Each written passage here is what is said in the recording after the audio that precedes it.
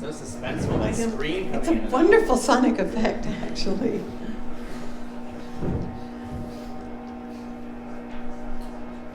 First thing I want to say is just thank you for that really wonderful, fantastic, and fascinating performance. There's obviously so much else that's going to be happening, and these little tastes really kind of give us a good goûter, a little taste of the piece. The first question is, how did you find this particular story? 2 of you together, 3 of you together? And as we were talking about before, what makes it jump off the page and have to be an opera? You said some interesting things before. You should start with that, Sterling. Okay, I'm Sterling Zinsmar, the executive producer.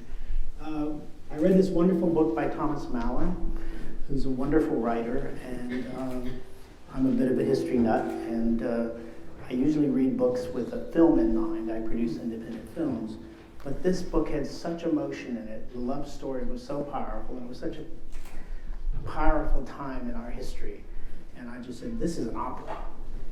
And Kevin, my husband and I live in Santa Fe, and we've known Kevin Newberry for several years, and I gave the book to Kevin, and he and I said, we have to do this. So that's how the thing started. And then? And then we made a very short list of writers we wanted to approach. And at the top of that list, the very top, were Greg Spears and Greg Pierce, who committed to the project very early on. And we just jumped in kind of on spec. Sterling commissioned it. And then we brought it to Cincinnati for the Opera Fusion workshop, which was a fantastic experience. And they offered us a production. It's kind of exactly what you want to happen. And maybe you guys can talk a little bit about how you came on board and why you said yes to it. Sure. Well, it was a novel I actually knew, and when Sterling approached me to come out, and I really liked that writer, Thomas Mallon. I don't know if you know his other works, but and it was a novel I really admired. But it just felt like an untold story in a period I was really interested in, and there was just a lot of emotion, a lot of love at the core of it. And I was also very interested in these 2 gay characters who had a lot of dimension. You know, there's a lot of love and hope and passion, but also there's some cruelty, and there are just these. I feel like we sort of went through an era with gay characters where maybe 10, 15 years ago where they had to be like nonstop positive, you know, and it kind of sort of stripped a lot of dimension. So I was very attracted to this very real story of these 2 guys. And Greg, before you were talking about what makes this being operatic. What makes the subject feel that way to you? Right. Well, you know, opera has very expensive subtext machinery, you know, happening down in the pit, and so this particular story has a lot of subtext, and I think that it can't be told without that. And so it left a lot of room for the music, I think, and I was excited about it. I read the book when I was approached by Kevin, and I love the book. And I actually write a lot do a lot of editing at the New York Public Library in the Rose Room, which is really beautiful. And then one day I was in there, and I'd read the book, and I saw the back of the book, and it has a little picture of Thomas Mallon. And when I was stretching, I turned around, and Thomas Mallon was sitting behind me. This was after I'd written a lot of it. And so I felt a connection with the book, but then when I asked him later, he said, yeah, I wrote that book in that room. And I wrote a lot of the music in that same room. So there was a sort of connection later that maybe I had just sensed at the beginning when reading it. Yet another subtext for us. I mean, for me, it's particularly interesting, this period, because we all know about the McCarthy period, well, or people my age do, but not at all in terms of what it did to the homosexuals in the world, in the country. We just know about what it did to the erstwhile supposed communists or leftists. And so it's just fascinating to hear that there is actually a huge, yet another undercurrent, other thing going on. This brings up the question of, which has come up recently, a lot of historical accuracy. And it's come up with the death of Klinghoffer, obviously. People were very involved with that. And now with Selma, the difference between historical accuracy and artistic accuracy or artistic history. And I'm wondering, especially if you know the author, but I'm wondering how much you have to take that into account. I think Thomas Mallon's probably one of the most respected historical fiction writers around. He does enormous research on these things. He has quite a standard, and Greg can vouch for that. Plus, we all did our own research. I know Greg, we read several books about this. It was clearly a really important time. And the undercurrent, which people didn't speak about it, but a real motivating part of the McCarthy period was to get the gays out of government. It was a clear, driven message, and it's pretty much agreed upon by anyone who looks at that period. So that was not the issue. But Hawke is concerned about his career. He's concerned about image. I grew up in South Texas, where people to this day still do that, in a period when that's it. So it was a very common thing to have happen. Yeah, it hasn't, on the surface, or maybe legally a little bit things have changed, but a lot of people's beliefs are still the same, which I would think is one of the important reasons for writing a piece like this. And look at Hollywood and DC, they're still chock full of closet cases. I mean, we all know that.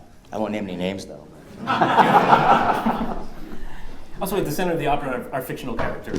It's this relationship between these two guys, and then Mary, who was who's Hawkins' secretary, and those are made up people. And so we really have the backdrop of McCarthy's in it a little bit, and these other characters.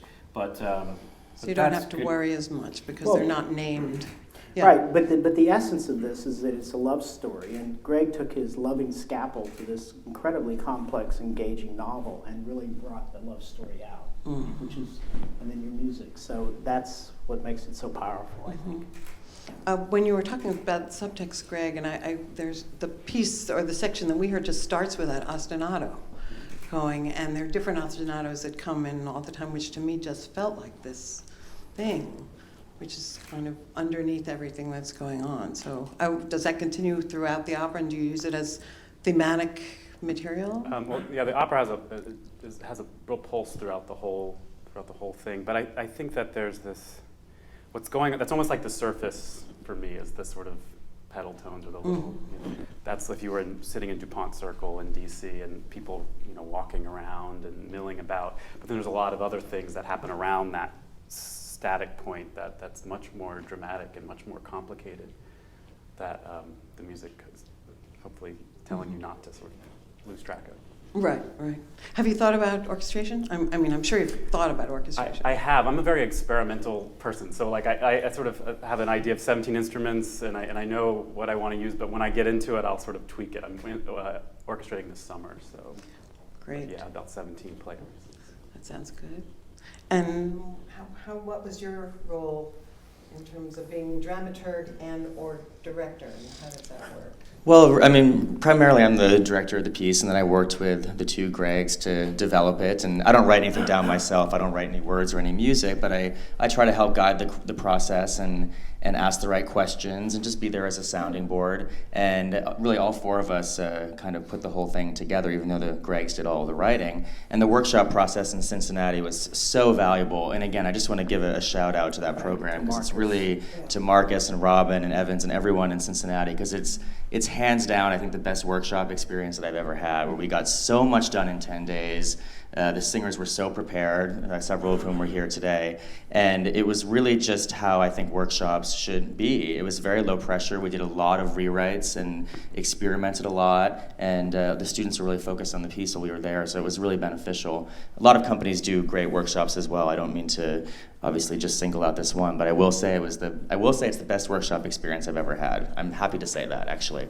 And so thanks to Cincinnati. And so and now we're kind of just starting the design process. It'll be a very ensemble-based production where everybody's probably on stage the whole time, more or less, and everyone tells the story as a group. I really encouraged Greg to think very theatrically about how we could tell the story, and I've always loved that about both of their work separately and now together. Like the way, at the end, that scene that you just saw, the overlapping scenes where one scene goes into another, and there are 3 people in 4 different scenes at the same time, and I think it has this kind of great inextricability to it. When he says his name at the end, which of course happened all the time, people turned their friends in and their lovers in and their enemies in. When he's saying Timothy Laughlin's name over again, he's like whispering it to all the other 10 people on stage, and so you get the idea that once you turn someone in, there's no turning back. So you can imagine everybody on stage the whole time in a very kind of ensemble-based approach, which we don't get to do in opera as much as we'd like to. Right. Were there times at all so far where you disagreed about anything, or about the direction the piece should go, or? Not the direction the piece should go. I think little disagreements which make the piece stronger, always. Just and having to articulate why you feel a certain way, and then explore whether you actually do feel that way. I think that was all. It's been a great process though in Cincinnati and beforehand. And the real challenge was this: Thomas Mallon writes tons and tons of scenes, lots of material, and you can't really do that in opera, you know. So it's been continual stripping down, simplifying it, and talking through what's most important to us. What do we feel most passionate about? Yeah, Greg, have there been any scenes that you just desperately wanted to set, and then it was decided that for the good of the piece, they shouldn't be there? Music, Greg, yeah. Yeah. Well, because the points of view can be so different there. the piece for me, one of the things that I came to Greg with pretty early in the process is I wanted the piece to be symmetrical. It starts at DuPont Circle, then there's a scene in the middle of the opera. We heard about, I guess, a little less than a third of the opera tonight. So there's lots of scenes, of course, in between these. So they start at DuPont Circle, then there's a scene in the middle that sort of reflects that scene, and then there's a scene at the end of DuPont Circle. And so I wanted to think of the whole piece as a circle. So the first act goes through a bunch of numbers, and the second act goes through almost the same numbers musically. And so when Greg turned in the libretto to me, I asked him, is there any way we can make sure that the parallel scenes in each act overlap? So there's this idea that you go around in a circle twice through the piece, which is a very sort of musical idea, but we talked a little bit about how to move things around and make that work. So I love form myself, and even if it's something that you don't want to be hit over the head with it, but one senses it as you're hearing or seeing the piece, and it just, I find it comforting and also a way of being able to really feel free to listen and to watch what's going on if there's some kind of structure that's just there. Again, underneath, not necessarily on the top of things. It's fascinating. I'd love to take some questions. Yes, I think you have to come and take the mic from me. Is that the way we're doing it? Yes? So that it can be heard on the streaming audience. Hi, I just wanted to ask, you mentioned the workshop and how valuable that was. Could all of you talk about what made it a useful workshop? What are the ingredients for you that were useful and helpful? I mean, the first answer I will give. Sorry. Oh, that's okay. The first thing I'll say is that the two Gregs did their homework. So we showed up to the workshop with a complete piano vocal score, and we made some changes and we added things and took things away, but we really could work on the entire 100-minute piece. So I will give a shout out to you guys for doing all that work ahead of time. And the singers were so prepared. They knew the music, they were cast well, and they came in on the first day and were ready to dig in and work on it. And a lot of times singers aren't prepared or the piece isn't prepared, but you guys can talk a little bit about more why it was successful on your end as writer and composer. well, I'm like a compulsive reviser, and I was pretty compulsive in the workshop about changing things, and they were really smart, and their ability to kind of integrate 4 different notes into a new version, and sometimes we would change things once, and then it would get like a little bit worse, and then we'd change it again, and it would get a little bit better, and then both of those, thinking about both of those things, we'd find a third way that was so much better, and then I would take it home and rewrite the scene to make the third way sort of a theme in the scene. So there was a lot of experimentation. Like, I really think of art as more like science than being, than having it just jump out of your head or something. And so being able to really experiment in that way with the whole piece, because that's the real mysterious thing I think about opera, is how you might go through it, and then all of a sudden with a great opera, you're at the end and you're devastated and you're not really sure exactly even why. And that has to do with form. That's something very mysterious, and I think whenever I do a workshop, I want to have the whole piece there for that reason, because that's what I'm interested in and looking for. I also think we need to acknowledge the Mallon Foundation, who funded this through the Fusion Project. I think it's really important that kind of grant, which incubates opera, and I mean, to have the time, to have the space, and to have such supportive people at the Conservatory and at the Cincinnati Opera made all the difference. We didn't have 3 days to throw the opera together. We had 10 days. And that's so rare. I just wanted to It happens in theater all the time, but rarely. It's starting to happen more in opera, but yeah, it's really necessary. Am I seeing something with time? No. Another question? Yes. Yeah, for for Greg Spears, I was really curious about the troubadour music, which is so beautiful and unique, and then the kind of vocal improvisation you did with that, which was great. How did you stumble upon that? Well, I've always I love combining early music and new music, and so I've always been interested in that. But in this case, yeah, I've always loved 13th century troubadour music. I've written actually pieces in the language that the troubadours sang in that's not really even spoken very many places anymore.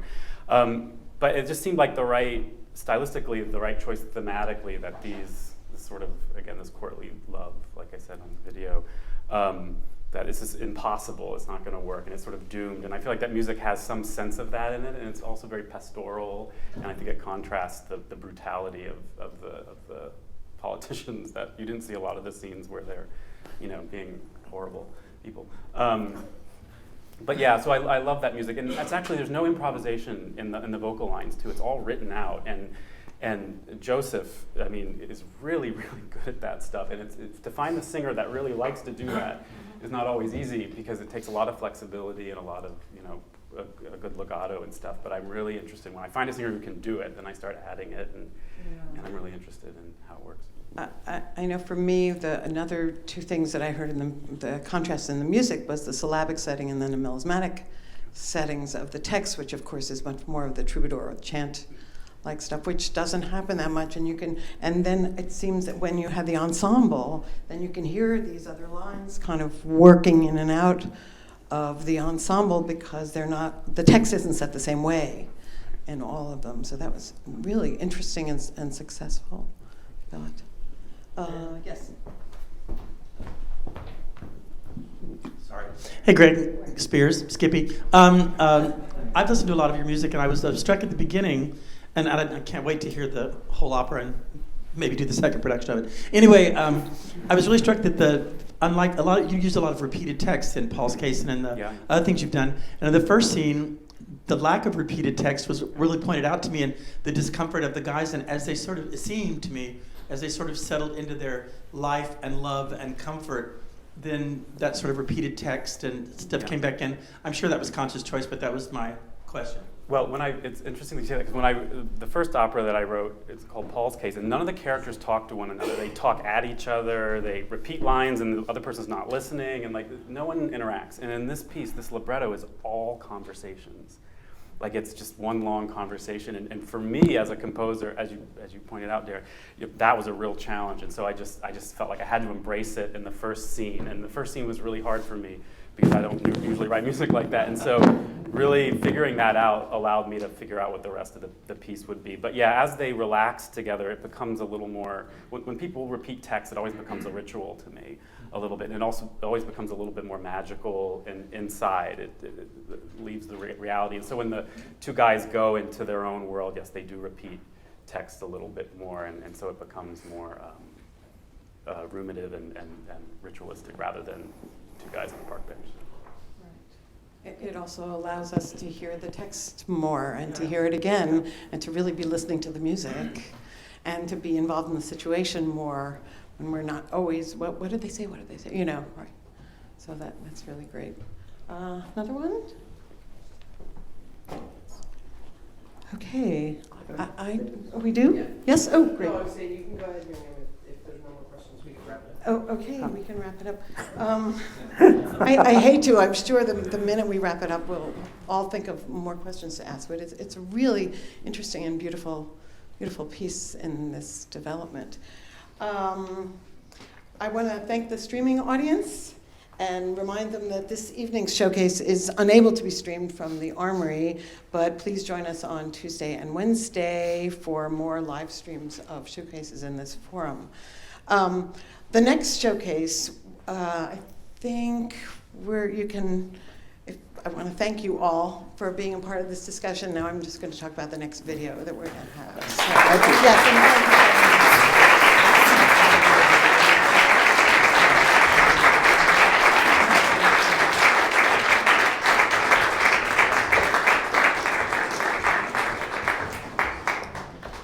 So, the next showcase, which we'll all be seeing this evening at the Armory, It was nominated for consideration by Beth Morrison Projects last year, and shortly after it was selected for this showcase, Paola Prestini was the principal composer, was awarded a residency at the Park Avenue Armory. Since the piece is able to be performed with all of its production elements in that menu, we're delighted to have everyone join us there for the complete piece, which is currently being offered as part of the Prototype Festival as well. Now some business. The forum members who are registered for dinner and the evening performance at the Park Avenue Armory, will please gather in the lobby after this video to travel to the east side. Following tonight's showcase performance, there will be a champagne toast and then a discussion with the creators, similar to this one, except it's an entirely different piece, which is one of the great things about this whole forum and about all the opera that's being written now. Now we will watch the video preview before we depart. The piece is called Aging Magician, co-created by Paola Prestini, Rindy Eckert, and Julian Crouch. Produced by Beth Morrison Projects and Vision into Art, and part of the Park Avenue Armory residency. Thank you all for joining us today.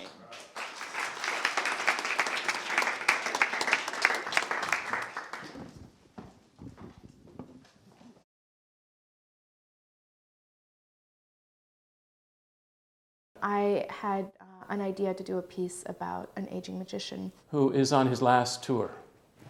And he calls Harold, who pretty much lives on his own. He could have been a magician or wanted to be a magician, but he's ended up as a clockmaker. And they say, well, he can figure this out if anybody can.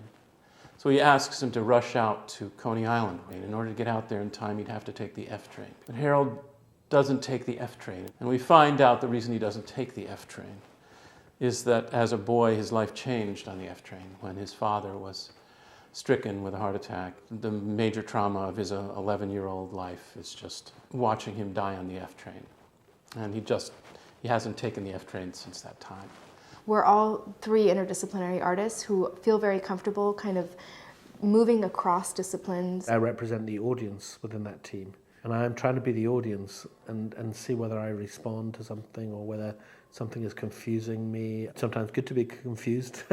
I've actually written music without words that Rindy then has gone in and replaced words into, redefining the way things should go.